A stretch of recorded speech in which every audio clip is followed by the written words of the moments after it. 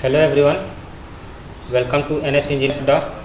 और आज हम डिस्कस करने वाले हैं इम्पोर्टेंट टॉपिक इन्वायरमेंट इंजीनियरिंग, जो कि हमारे डब्ल्यूआरडी में पीएचई के नाम से आया हुआ है, पब्लिक हेल्थ इंजीनियरिंग। पीएचई के नाम से पब्लिक हेल्थ इंजीनियरिंग। इसमें जो मुख्यतः हमारे सिलेबस में है, जो हम टोटल इन्वायरमेंट में पढ़ते हैं, पहले वो बता देते हैं। टोटल इन्वायरमेंट में पढ़ते हैं, दो पार्ट होता है। एक होता है ड्रिंकिंग वाटर और एक होता है वेस्ट वाटर। तो हमारे सिलेबस में जो मुख्यतः है वो ड्रिंकिंग वाटर से रिलेटेड है। और इस ड्रिंकिंग वाटर में जो इम्पोर्टेंट टॉपिक्स हैं ड्रिंकिंग वाटर में जो भी हमारे टॉपिक्स हैं वो हमारे सिलेबस में दिया हुआ है। जैसा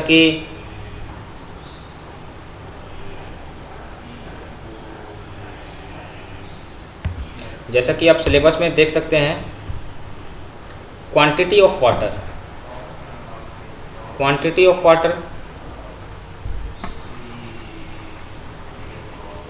उसके बाद फिर क्वांटिटी ऑफ वाटर के बाद फिर क्वांटिटी ऑफ वाटर दिया हुआ है। क्वांटिटी ऑफ वाटर में हमें क्या क्या कैलकुलेट करना है, पॉपुलेशन फोरकास्टिंग वाला चीज़ देखना है।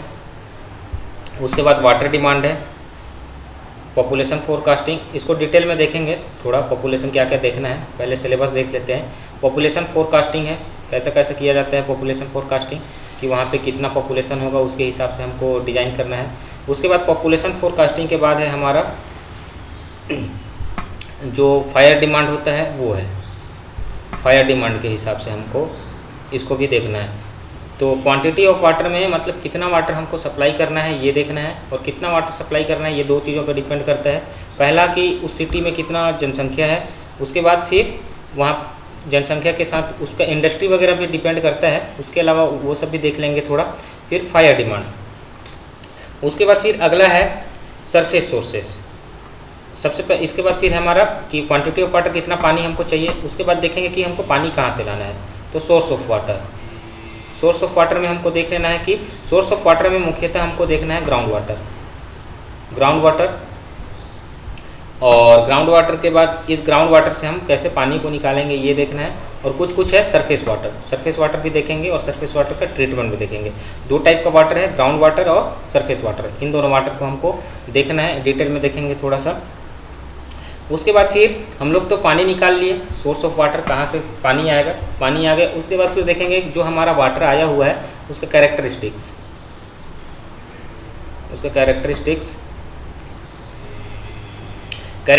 में ये सबसे ज़्यादा इंपॉर्टेंट होता है। Characteristics is most important part होता है।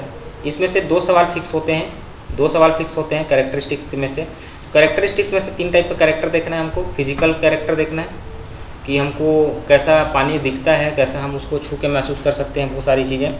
उसके बाद फिर देखते हैं केमिकल, उसमें कौन कौन सा केमिकल उसमें प्रेजेंट है और कितना मात्रा में प्रेजेंट होना चाहिए, और कौन सा कितना प्रेजेंट है तो उससे बीमारी क्या हो सकता है, ये सारी चीज़ें। उसके बाद फिर देखना है हमको बायोलॉजिकल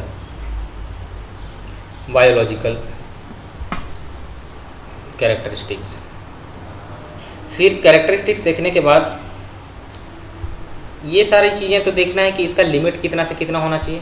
इसमें जो सबसे ज़्यादा इंपॉर्टेंट हो जाएगा लिमिट, कि कितना अमाउंट से कितना अमाउंट तक हमको चाहिए, कि कौन सा पैरामीटर कितना हमको चाहिए।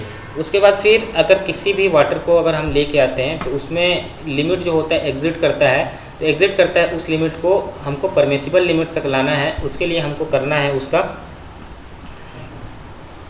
ट्रीटमेंट, उसको बोलते हैं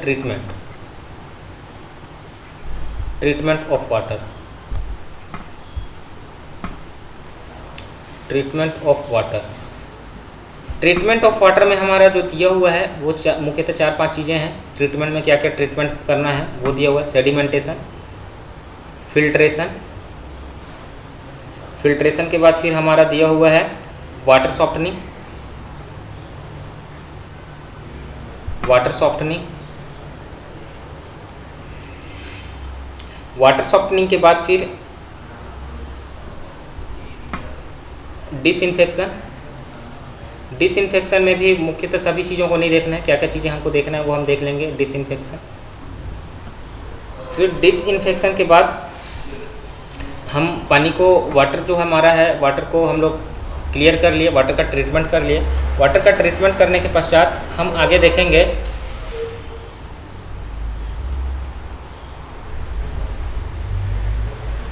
वाटर ट्रीटमेंट करने के बाद फिर वाटर का सप्लाई करेंगे।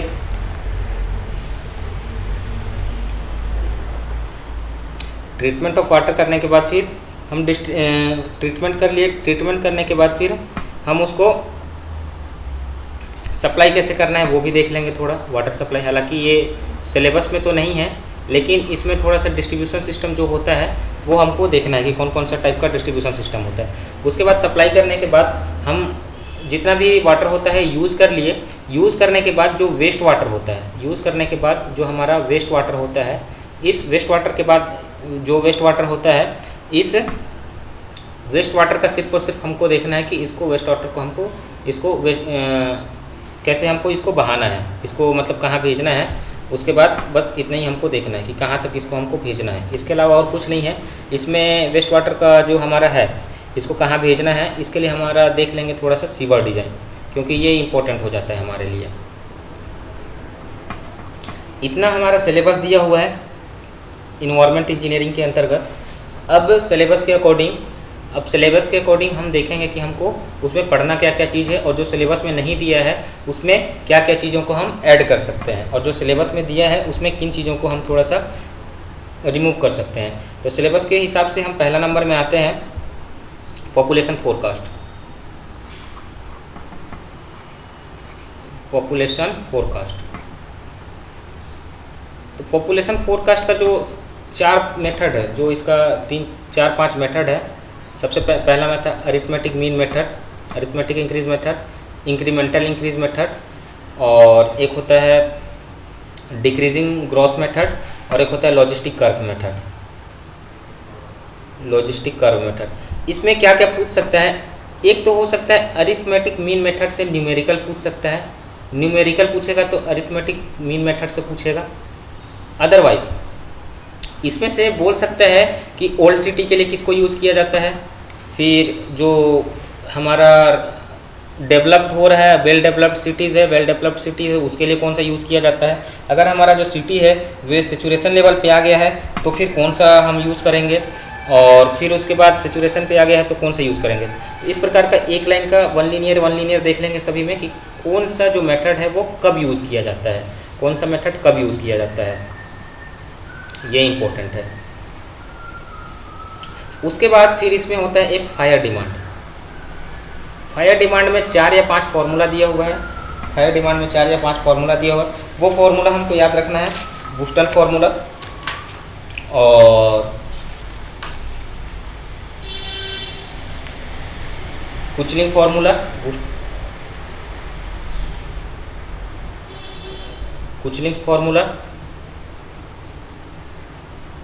कुचलिंग फार्मूला में ये पॉपुलेशन निकालना है।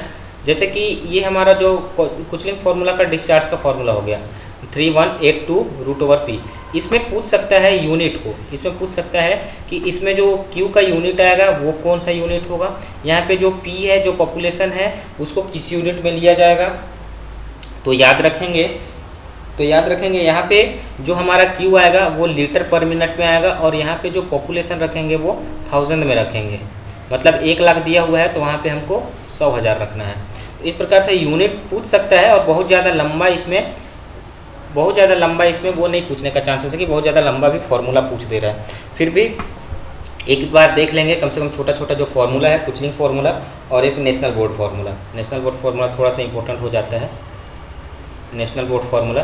तो 2 फार्मूला देख लेंगे, कम से कम 2 या 3 फार्मूला है। 2 या 3 फार्मूला याद रहेगा तो ठीक है, नहीं रहेगा तो भी ठीक है।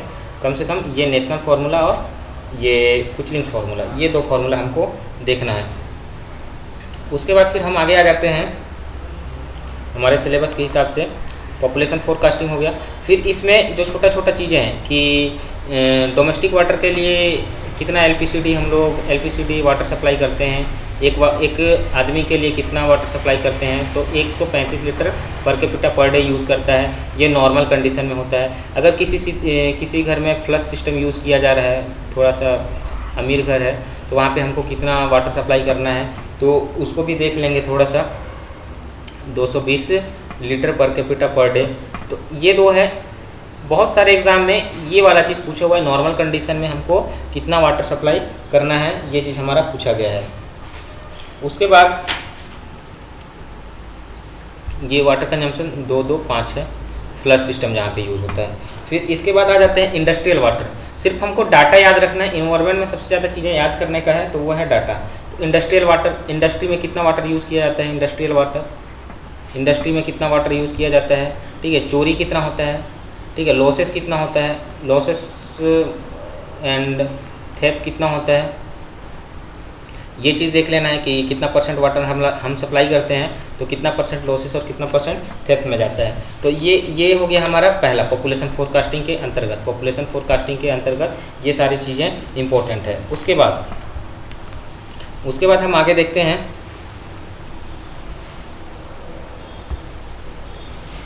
पॉपुलेशन फोरकास्टिंग होने के बाद फिर हम आगे आते हैं, वाटर डिमांड हो गया। वाटर डिमांड में ये सारी चीज़ें हो गया। फिर इसके बाद हम देखते हैं सोर्स ऑफ वाटर।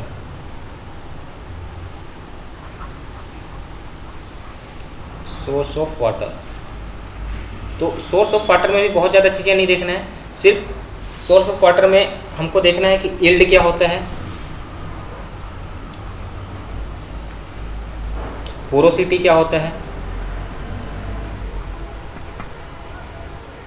यील्ड क्या होता है, पोरोसिटी क्या होता है, ये चीज़ देखना है। फिर इसके अलावा जो 4 डेफिनेशन दिए हुए हैं, इसके अलावा जो 4 डेफिनेशन होते हैं कि हमारा वेल क्या होता है और इक्विटार्ड क्या होता है, इक्वी क्लाउड क्या होता है, इक्विफ्यूज क्या होता है, ये जो 4 डेफिनेशन है, इक्विटार्ड, इक्वी क्लाउड, इक्विफ्यूज और एक और है, तो ये 4 हमको देख लेना है, इसका डेफिनेशन और इस डेफिनेशन के साथ साथ इसका एग्जांपल भी देखना है कि कौन किसके लिए होता है। कि क्ले है तो क्ले के लिए क्ले कौन सा प्रॉपर्टी रखता है, इक्विक्लाउड है या इक्विटार्ड है। सैंड है तो सैंड किस टाइप का प्रॉपर्टी रखता है, इक्विटार्ड है कि इक्विफ्यूज है या कौन है सैंड। फिर उसके बाद फिर स्टोन है तो ये किस टाइप का प्रॉपर्टी रखता है। तो ये जो 4 प्रॉपर्टीज़ हैं, चारों प्रॉपर्टी के एग्जाम्पल हमको याद रखना है। ये हो जाएगा हमारा जो सिलेबस में दिया है, सिलेबस का दूसरा पार्ट, सिलेबस का जो दूसरा पॉइंट दिया हुआ है वो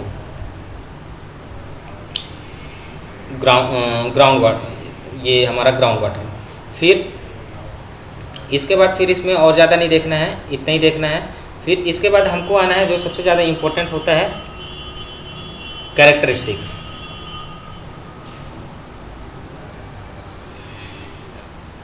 फिजिकल कैरेक्टरिस्टिक्स, फिजिकल पैरामीटर क्या क्या होता है, ये सबसे ज़्यादा इम्पोर्टेंट होता है।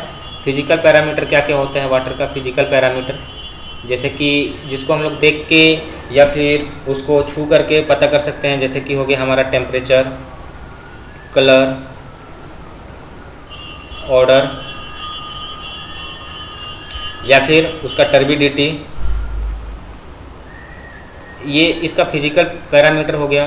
तो टेम्परेचर, वाटर का जो पीने के लिए पानी है उसका टेम्परेचर का लिमिट क्या होना चाहिए, उसका परमिसिबल लिमिट कितना होना चाहिए, परमिसिबल लिमिट के बाद उसका रिजेक्शन लिमिट कितना होना चाहिए, ये होना चाहिए। फिर उसके बाद उसका कलर को कैसे मेज़र किया जाता है, कलर को मेज़र करने का कौन सा इंस्ट्रूमेंट होता है, वो इंस्ट्रूमेंट का नाम, प्लस कलर को जिस इंस्ट्रूमेंट में जिस यूनिट में कलर को हम मेज़र करते हैं उसका परमिसिबल लिमिट कितना होना चाहिए और उसका रिजेक्शन का लिमिट कितना होना चाहिए, ये हो गया। उसके बाद ऑर्डर को मेज़र करने के लिए जो इस इंस्ट्रूमेंट का यूज़ किया जाता है, इंस्ट्रूमेंट का नाम, फिर उसका लिमिट कितना से कितना होना चाहिए, इसको रिजॉल्ट ऑर्डर नंबर से मेज़र किया जाता है और इसका जो लिमिट होता है 1 से 3 तक होता है।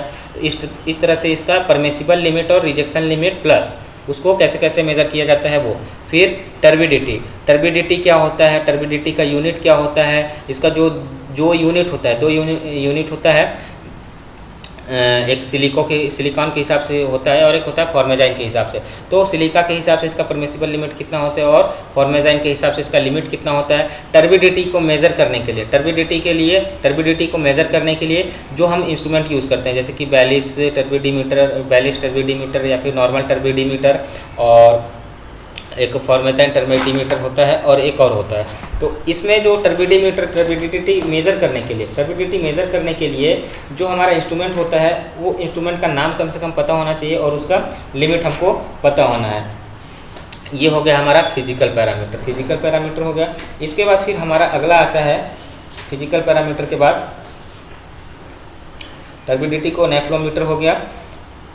और टर्बिडिटी में एक और चीज़ देख लेना है कि हम फील्ड में अगर हम लोग को टर्बिडिटी निकालना है तो टर्बिडिटी के लिए हम लोग कौन सा इंस्ट्रूमेंट को मेज़र करेंगे। इतना सारा चीज़ हो गया हमारा फिजिकल क्वांटिटी में। उसके बाद बस वन लीनियर हमको याद रखना है। वन लीनियर से ज़्यादा चीज़ें इसमें पूछने का है नहीं, बस वही चीज़ें याद रखना है, पढ़े हैं तो। और कुछ कॉन्सेप्चुअल चीज़ें हैं वो एग्ज़ाम में डायरेक्टली आएगा तो उसको इधर उधर से कट पिट करके बना सकते हैं, ठीक है। और फिर इसके बाद आएगा कलर। ये फिजिकल पैरामीटर के बाद आता है केमिकल पैरामीटर में बहुत सारी चीज़ें होती हैं।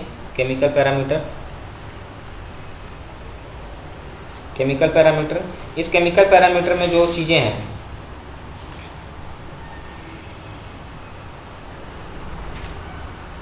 एल्किलिनिटी, पहला एल्किलिनिटी,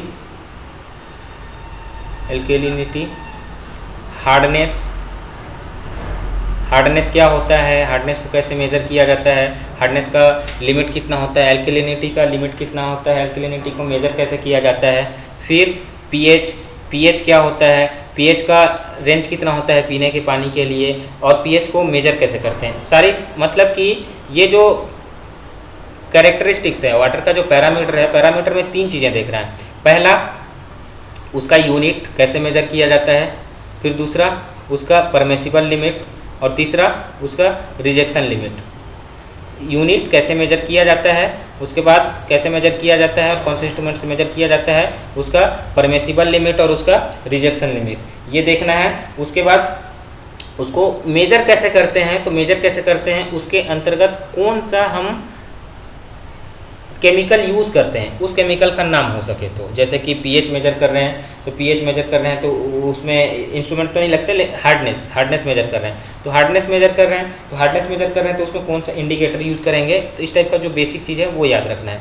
तो एल्किलिनिटी हो गया, हार्डनेस हो गया, पीएच हो गया, पीएच को मेजर कैसे करते हैं वो हो गया। फिर अगला है, चौथा है डिज़ोल्व ऑक्सीजन का रेंज कितना होना चाहिए पीने के पानी के लिए, और डिज़ोल्व ऑक्सीजन को मेजर कैसे किया जाता है वो देख लेंगे। उसके बाद डिज़ोल्व ऑक्सीजन हो गया। फिर क्लोरीन कंटेंट, पांचवा है क्लोरीन कंटेंट, क्लोरीन को मेजर कैसे किया जाता है, क्लोरीन कंटेंट को मेजर कैसे किया जाता है और कितने अमाउंट में होता है, वो सब चीज़ें हमको देख लेना है। फिर क्लोरीन के बाद आ जाता है नाइट्रोजन, छठवां है नाइट्रोजन कंटेंट। ये जितने भी कंटेंट्स हैं इन कंटेंट्स जो कंटेंट है वो कंटेंट हमको याद रहना चाहिए, और कंटेंट का परमिसिबल लिमिट, रिजेक्शन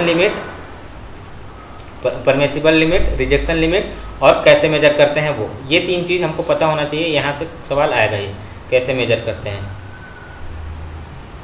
कैसे मेजरमेंट।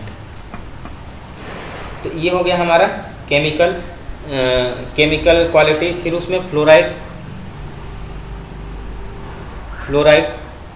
को कैसे मेज़र किया जाता है, फ्लोराइड का कंटेंट कैसे, इसका परमिसिबल लिमिट कितना होता है, 1 ppm होता है, और जो इसका रिजेक्शन लिमिट होता है, मैक्सिमम लिमिट होता है 1.5 ppm होता है। उसके बाद जो फ्लोराइड और नाइट्राइट है, इससे कौन कौन से डिसीज़ होते हैं, इसके एक्सेस मात्रा में कौन कौन से डिसीज़ होते हैं। जैसे कि फ्लोराइड का एक्सेस मात्रा होता है तो हमारा हड्डी का डीके हो जाता है या फिर दांतों का पीलापन पड़ता है, ये याद रख लेंगे। उसके बाद जो हमारा नाइट्रेट है, नाइट्रेट का मात्रा कितना होना चाहिए, नाइट्रेट का मात्रा कितना होना चाहिए। इसके बाद फिर इसका मात्रा होने के साथ साथ इसका मात्रा अगर अधिकतम मात्रा में हो जाता है तो कौन सा बीमारी होता है, ये चीज़ हमको याद रखना है। फिर उसके बाद इन केमिकल पैरामीटर्स के अलावा कुछ और पैरामीटर हैं जिनका हमको परमिसिबल लिमिट हमको याद रखना है। जैसे कि सस्पेंडेड सॉलिड हो गया,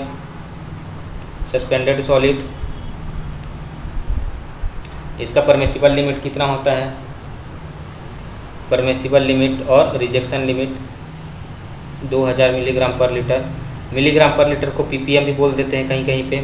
फिर इसके बाद टर्बिडिटी देख लिए, कलर देख लिए, टेस्ट एंड ऑर्डर देख लिए, एल्किलिनिटी देख लिए, pH का रेंज देख लिए, हार्डनेस देख लिए, क्लोराइड कंटेंट देख लिए, उसके बाद नाइट्राइट देख लिए, फ्लोराइड देख लिए, आयरन और मैग्नीज देख लेंगे। इसके अलावा आयरन देख लेंगे, आयरन का कितना लिमिट होता है 0.05 से 0.5 मिलीग्राम पर लीटर, या फिर इसको ppm भी बोल देते हैं। फिर इसके अलावा मैग्नीज को देख लेंगे। कम से कम 10 या 12 लिमिट हैं, 10 या 12 लिमिट हमको पता होना चाहिए पीने के पानी में। मैग्नीज का भी 0.05 से 1.5 ppm, 0.05। तो ये हो गया इसका केमिकल पैरामीटर। तो जो मैक्सिमम क्वेश्चंस पूछे जाते हैं इन्वायरमेंट के अंतर्गत वो होते हैं केमिकल पैरामीटर और उसका लिमिट। यहाँ से कम 2 सवाल आपको मिल ही जाएंगे, 2 से 3 सवाल। तो ये सबसे ज़्यादा याद करने के लिए होता है इन्वायरमेंट सब्जेक्ट, पूरा का पूरा सब्जेक्ट सबसे ज़्यादा याद करने के लिए इन्वायरमेंट सब्जेक्ट ही है। फिर कैरेक्टरिस्टिक्स देख लिए। कैरेक्टरिस्टिक्स देखने के बाद अब देखते हैं उसका ट्रीटमेंट में भी सारा कुछ नहीं देखना है हमको। ट्रीटमेंट में भी हमको सारा कुछ नहीं देखना है वाटर ट्रीटमेंट के लिए। सबसे पहले तो देखना है उसका ट्रीटमेंट जो करते हैं। ट्रीटमेंट करने के लिए सबसे पहला चीज़ क्या क्या होता है। सबसे पहला चीज़ कौन से सीरीज में किया जाता है। सबसे पहले क्या किया जाता है, सबसे पहले सेडिमेंटेशन कर दिए। सेडिमेंटेशन करने के बाद फिर उसमें कोगुलेंट डाल देते हैं। कोगुलेंट डालने के बाद फिर से उसको फिल्ट्रेशन किया जाता है और उसके बाद फिर सेडिमेंटेशन किया जाता है। फिर फिल्ट्रेशन करने के बाद फिल्ट्रेशन कर दिए। फिल्ट्रेशन करने के बाद फिर उसमें कुछ हार्डनेस वगैरह रहता है, उसका केमिकल। पहले तो फिजिकल ट्रीटमेंट करेंगे। सबसे पहले फिजिकल ट्रीटमेंट जो हमको देखने से पता चल जाता है वो हो जाता है फिजिकल ट्रीटमेंट। फिर फिजिकल ट्रीटमेंट करने के बाद फिर हम लोग को करना होता है केमिकल ट्रीटमेंट। फिर केमिकल ट्रीटमेंट करने के बाद फिर हमको बायोलॉजिकल ट्रीटमेंट करते हैं। फिर उसके बाद डिसइंफेक्शन करते हैं। इस टाइप का हमारा ये प्रोसेस चलता है। तो फिजिकल ट्रीटमेंट में हमारा हो जाता है सेडिमेंटेशन हो जाता है, सेडिमेंटेशन होता है। सेडिमेंटेशन या टर्बिडिटी इसी में हो जाता है फिजिकल क्वांटिटी में। फिर केमिकल क्वांटिटी होता है, केमिकल ट्रीटमेंट होता है, जैसे कि उसका हार्डनेस ट्रीटमेंट कर लिए, हार्डनेस का ट्रीटमेंट कर लिए, ठीक है। एल्किलिनिटी है तो वो कर लिए। पीएच को कर लिए, पीएच कितना है, ज़्यादा है कितना है। फिर उसके बाद उसका बायोलॉजिकल ट्रीटमेंट किया जाता है। बायोलॉजिकल ट्रीटमेंट मतलब कि उसमें जो डिज़ोल्व ऑक्सीजन है, जो बायोलॉजिकल ट्रीटमेंट होता है, बायोलॉजिकल ट्रीटमेंट कर देंगे। जैसे कि उसमें ऑर्गेनिक होता है, ऑर्गेनिक मतलब कि जो उसमें घुलनशील ऑर्गेनिक होते हैं, मतलब कि सॉल्यूबल ऑर्गेनिक उसमें जो मिला हुआ रहता है उसको कैसे ट्रीटमेंट किया जाता है वो देख लेंगे। फिर उसके बाद उसका डिसइंफेक्शन कर लेंगे। फिर डिसइंफेक्शन करने के बाद फिर ये हमारा प्रोसेस है, ये सारी चीज़ें हमको करना है। अब देखते हैं कि जो फिजिकल ट्रीटमेंट करना है, फिजिकल ट्रीटमेंट में हमारा आ जाता है सेडिमेंटेशन। तो सेडिमेंटेशन में हमको क्या क्या देखना है, सेडिमेंटेशन में हमको देखना है कि सेडिमेंटेशन टैंक का साइज़ क्या होता है, टैंक का साइज़ कितना होता है, डिपेंड किस पे करता है। सेडिमेंटेशन डिपेंड किस चीज़ पे करता है, और इसमें जो सेटलिंग वेलोसिटी होता है वो कैसे कैलकुलेट करते हैं। फिर उसका एफिशिएंसी निकाल लेना है। फिर सेडिमेंटेशन के लिए उसका टैंक देख लिए, टैंक का साइज़ कर लिए, और जो सेडिमेंटेशन का जो सेटलिंग वेलोसिटी है वो किस पे डिपेंड करता है, या फिर जो सेडिमेंटेशन है वो मुख्यतः किस पे डिपेंड करता है वो देख लेना है। इसमें डिटेंशन टाइम देख लेना है, डिटेंशन टाइम के कितने पीरियड के लिए हमको उसको टैंक में रखना है वो देख लेना है। फिर उसके बाद फिर उसमें उसका वेलोसिटी कितना देना है हमको, उसका वेलोसिटी कितना देना है, ये वेलोसिटी वाला चीज़ को देख लेना है। तो ये हो गया हमारा सेडिमेंटेशन टैंक। फिर सेडिमेंटेशन 2 टाइप का करते हैं। एक होता है सेडिमेंटेशन प्लेन सेडिमेंटेशन, और एक होता है प्लेन सेडिमेंटेशन, और एक सेडिमेंटेशन विथ कोगुलेशन होता है।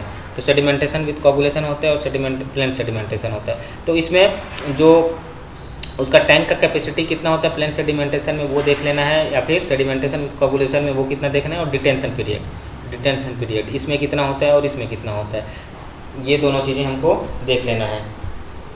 जो वेलोसिटी होता है सरफेस वेलोसिटी देख लेना है। प्लेन सेडिमेंटेशन के लिए सरफेस वेलोसिटी कितना होता है, और सेडिमेंटेशन विथ कोगुलेशन में हमारा कितना होता है उसका सरफेस वेलोसिटी वो देख लेंगे। फिर इसके बाद फिर देखना है कि कोगुलेशन क्या होता है, कोगुलेंट क्या होता है। बस इसमें बेसिक नाम याद रखना है कि कोगुलेशन क्या होता है और फ्लोक्यूलेशन क्या होता है, बस नाम याद रखना है। कोगुलेंट कौन सा यूज़ किया जाता है, और जो हम जो कोगुलेंट के रूप में जो एलम यूज़ करते हैं तो उसका केमिकल नाम क्या होता है, ये चीज़ें हो गया हमारा इसमें कोगुलेशन और सेडिमेंटेशन में। उसके बाद जो इम्पोर्टेंट है वो है फिल्ट्रेशन। इसके बाद जो इम्पोर्टेंट है वो है फिल्ट्रेशन। फिल्ट्रेशन में दो टाइप का फिल्ट्रेशन यूज़ किया जाता है, एक होता है स्लो सेंड फिल्टर और एक होता है रैपिड सेंड फिल्टर। तो यहाँ से एक सवाल तो फिक्स है, स्लो सेंड फिल्टर या फिर रैपिड सेंड फिल्टर या फिर फिल्ट्रेशन। यहाँ से एक सवाल फिक्स होता है कि स्लो सेंड फिल्टर है तो स्लो सेंड फिल्टर है तो उसका फिल्टर का डेप्थ कितना होता है, या फिर दोनों का बता रहे हैं, दोनों में स्लो सेंड फिल्टर या फिर रैपिड सेंड फिल्टर का डेप्थ कितना होता है, इसका एरिया कितना लिया जाता है, स्लो सेंड फिल्टर या फिर रैपिड सेंड फिल्टर का एरिया कितना जाता है, कोफिशिएंट ऑफ यूनिफॉर्मिटी कितना होता है, कोफिशिएंट ऑफ कर्वेचर कितना होता है, उसके बाद इसका लोडिंग कितना हो, ऑर्गेनिक रेट ऑफ फिल्ट्रेशन कितना होता है, रेट ऑफ फिल्ट्रेशन कितना होता है, रेट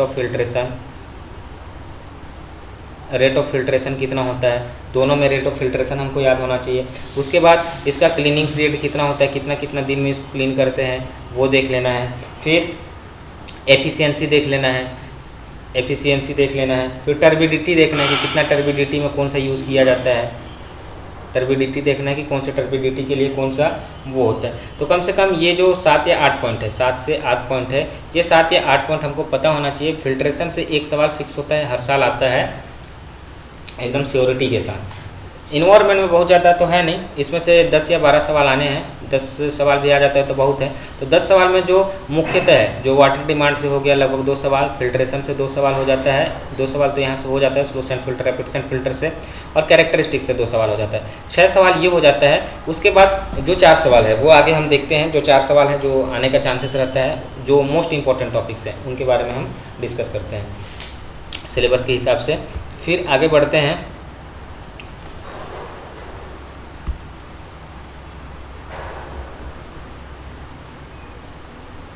फिल्ट्रेशन कर लिए। वाटर सॉफ्टनिंग जो हार्ड वाटर होता है, हार्ड वाटर का सॉफ्टनिंग कैसे किया जाता है, वाटर सॉफ्टनिंग। जो हार्डनेस है, हार्डनेस कितने प्रकार का होता है, टेम्पररी हार्डनेस और परमानेंट हार्डनेस। और टेम्पररी हार्डनेस को ख़त्म कैसे किया जाता है, टेम्पररी हार्डनेस को कैसे ख़त्म किया जाता है, परमानेंट हार्डनेस को कैसे ख़त्म किया जाता है, परमानेंट हार्डनेस को रिमूव करने का कौन सा मेथड है। बस मेथड का नाम हमको याद रखना है, उतना डिटेल में नहीं जाना है, बस मेथड का नाम कि टेम्पररी हार्डनेस को कैसे रिमूव करेंगे, परमानेंट हार्डनेस को कैसे रिमूव करेंगे, या फिर जियोलाइट प्रोसेस होता है वो कौन से हार्डनेस को रिमूव करता है। इस टाइप का सवाल उसमें बनना है, बस एक लीनियर सवाल बनेगा। ये हो गया हमारा हार्डनेस को ख़त्म करने का तरीका। इसके अलावा हार्डनेस को कैसे मेज़र किया जाता है, हार्डनेस को मेज़र कैसे करते हैं, और हार्डनेस का लिमिट ये पहले बता चुका हूँ कि ये सब चीज़ ये भी देखना है हमको। फिर इसके बाद आगे आते हैं, हार्डनेस को रिमूव कर लिए। फिर इसके बाद आता है डिसइंफेक्शन। तो डिसइंफेक्शन जो हम करते हैं, डिसइंफेक्शन का जो कौन सा मेथड होता है, एक मेजर मेथड होता है, एक माइनर मेथड होता है। बस नाम याद रखना है कि माइनर में कौन सा होता है और मेजर में कौन सा होता है। और जो थोड़ा सा डिटेल में पढ़ना है, वो पढ़ना है क्लोरीनेशन। क्लोरीनेशन क्या होता है, और क्लोरीनेशन का कितना टाइप का होता है, pre chlorination, super chlorination, double chlorination और residual post chlorination, pre chlorination. तो जो क्लोरीनेशन का टाइप याद रखना है कि कौन सा टाइप होता है, नाम बस याद रखना है। और डिसइंफेक्शन जो करते हैं कि ओजोन मेथड होता है, उसके बाद क्लोरीनेशन होता है, डिसइंफेक्शन करने का भी यही तरीका होता है। तो बस नाम याद रखना है। फिर क्लोरीनेशन कर लिए, तो क्लोरीनेशन जो करते हैं, क्लोरीनेशन में एक होता है रेजिडुअल क्लोरीन होता है, रेजिडुअल क्लोरीन। इसका क्वांटिटी कितना देते हैं, रेजिडुअल क्लोरीन का क्वांटिटी कितना रहता है, पानी सप्लाई होने के बाद उसको कितना बचाना होता है हमको। रेजिडुअल क्लोरीन होता क्या है, रेजिडुअल क्लोरीन का मेजरमेंट कैसे करते हैं, रेजिडुअल क्लोरीन को मेजरमेंट कैसे करते हैं, उसका बस नाम याद रखना है। सिर्फ हमको नाम याद रखना है। एक प्रकार का अगर आप शॉर्ट नोट्स बनाते हैं इन्वायरमेंट का, तो ये जितने टॉपिक्स बता रहे हैं वो आपके शॉर्ट नोट्स में ऐड हो जाएंगे, और उसी शॉर्ट नोट्स के हिसाब से आपको क्वेश्चंस करने हैं। और क्वेश्चंस करने का मतलब इन्हीं से आपको टेस्ट सीरीज वगैरह भी लगाते हैं, कहीं से भी तो टेस्ट सीरीज लगाते हैं, तो इन्हीं से आपको क्वेश्चंस देखने को मिलेंगे। और उन क्वेश्चंस में जो डिटेल सॉल्यूशन रहता है, आप वही टेस्ट सीरीज दीजिएगा जिसमें डिटेल सॉल्यूशन हो, क्योंकि वहीं से आपको पता चलेगा कि बाकी का एक ऑप्शन जो सही है वो क्या है और बाकी का जो 3 ऑप्शन है वो गलत क्या है। तो आप जो भी टेस्ट देंगे कम से कम देखेंगे कि उसमें सॉल्यूशन किस हद तक दिया है। जितना ज़्यादा अच्छा सॉल्यूशन होगा वहाँ से आप चीज़ों को नोट डाउन कर सकते हैं। चीज़ों को नोट करना ज़्यादा इंपॉर्टेंट होता है कि कुछ चीज़ें अगर छूट रहा है तो वो क्या है। तो इस प्रकार से आप टेस्ट सीरीज को देते रहिएगा। फिर क्लोरीनेशन हो गया, क्लोरीनेशन कैसे करते हैं वो हो गया। रेजिडुअल क्लोरीन हो गया, क्लोरीन का मेजरमेंट कैसे करना है वो कर लिया। उसके बाद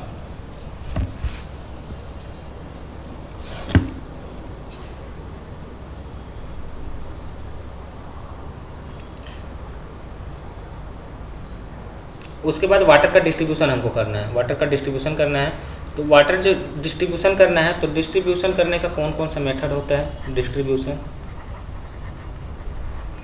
डिस्ट्रीब्यूशन करने का कौन कौन सा मेथड होता है। एक होता है ग्रेविटी, बस नाम याद रखना है, पंप, ग्रेविटी एंड पंप। उसके बाद जो डिस्ट्रीब्यूशन कर रहे हैं तो डिस्ट्रीब्यूशन करने के लिए जो हम पाइपलाइन बिछाए हैं, किधर मेन पाइप जाना है, किधर सब मेन पाइप जाना है, किधर ब्रांच पाइप जाता है, तो ये इनको किस अरेंजमेंट में रखना है। एक ग्रिड पैटर्न होता है, एक ट्री पैटर्न होता है, एक डेड एंड सिस्टम भी बोलते हैं उसी को, वो होता है, और एक सर्कुलर होता है, एक रेडियल होता है। तो जो 4 टाइप का होता है उसका कम से कम प्रॉपर्टी, जैसे कि डेड एंड सिस्टम होता है। डेड एंड सिस्टम का क्या क्या प्रॉपर्टी होता है कि इसमें पानी का सप्लाई आखिरी तक होता है, ठीक है। और कौन से सिटी के लिए करते हैं, अनडेवलप्ड सिटी के लिए। फिर एक ग्रिड पैटर्न होता है, तो ग्रिड पैटर्न का क्या क्वालिटी होता है, उसमें वाटर कैसे सप्लाई होता है और सब मेन के साथ कौन कनेक्टेड होता है, बस वो।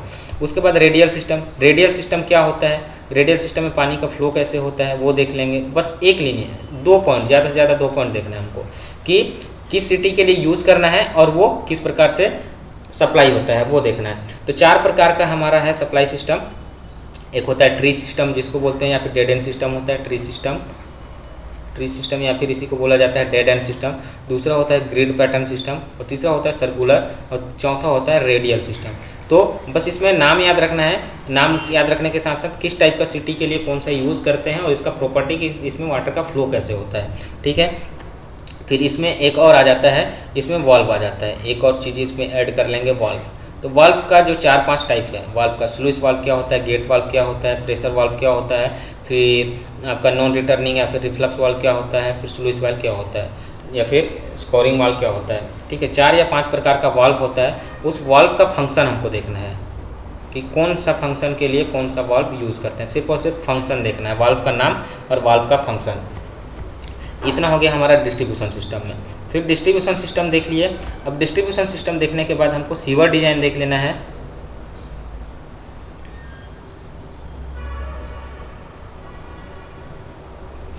उसके बाद देख लेना है सीवर डिजाइन।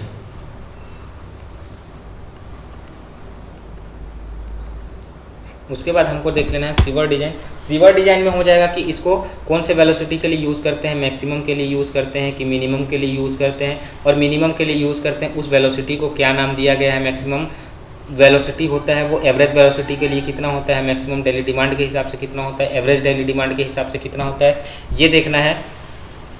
उसके बाद सीवर डिजाइन हो गया। सीवर डिजाइन के लिए हम लोग कौन सा फार्मूला यूज़ करते हैं, माइनिंग फार्मूला यूज़ करते हैं, ये देख लेंगे, ठीक है। एक न्यूमेरिकल देख लेंगे सीवर डिजाइन का, एक न्यूमेरिकल। उसके बाद सीवर डिजाइन के बाद एक और देख लेंगे, जो हमारे घर से पानी निकलता है, चाहे बारिश का पानी होता है, वो जाके कहाँ मिलता है और जिस सप्लाई में वो जा रहा है, जिस सप्लाई सिस्टम में वो जा रहा है उसका नाम क्या है। जैसे कि हाउस ड्रेन बोलते हैं, या फिर सीवर ड्रेन बोलते हैं, या फिर एक और डिफरेंट टाइप का जो होता है गुली ट्रैप बोलते हैं। ट्रैप क्या होता है, गुली ट्रैप क्या होता है। और फिर इस प्रकार से जो हम पाइप डिजाइन करते हैं, जो सीवर डिजाइन करते हैं, तो डिफरेंट जगह में इसको सफाई करने के लिए या फिर ग्रेडियंट चेंज होता है तो यहाँ पे ओपनिंग प्रोवाइड करते हैं, तो इस ओपनिंग को क्या कहते हैं। बस इतना ही करना है। और इसके अलावा इस पाइप में ये जो पाइप है, पाइप का डायमेंशंस कम से कम याद रहे तो ठीक है, नहीं तो डायमेंशंस भी याद करने का ज़रूरत नहीं है। फिर इसके अलावा जो फर्स्ट यूनिट में था वो छूट गया, फर्स्ट यूनिट में कि मैक्सिमम एवरेज डेली कितना होता है, डेली वाटर डिमांड क्या होता है, मैक्सिमम डेली डिमांड क्या होता है, ये चीज़ हमको देख लेना है। और average daily demand, maximum daily demand कितना होता है, ये सारी चीज़ें देखना है। बस इतना ही हमको इन्वायरमेंट में देखना है। एक तरह का शॉर्ट नोट्स टाइप का हमको जेई के लिए पढ़ना है।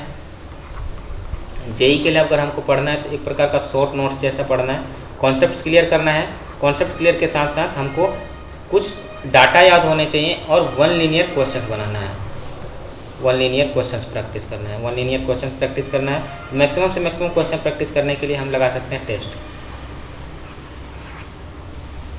तो इतना ही है, इस तरह से हमको इन्वायरमेंट को कंप्लीट करना है। और थैंक यू।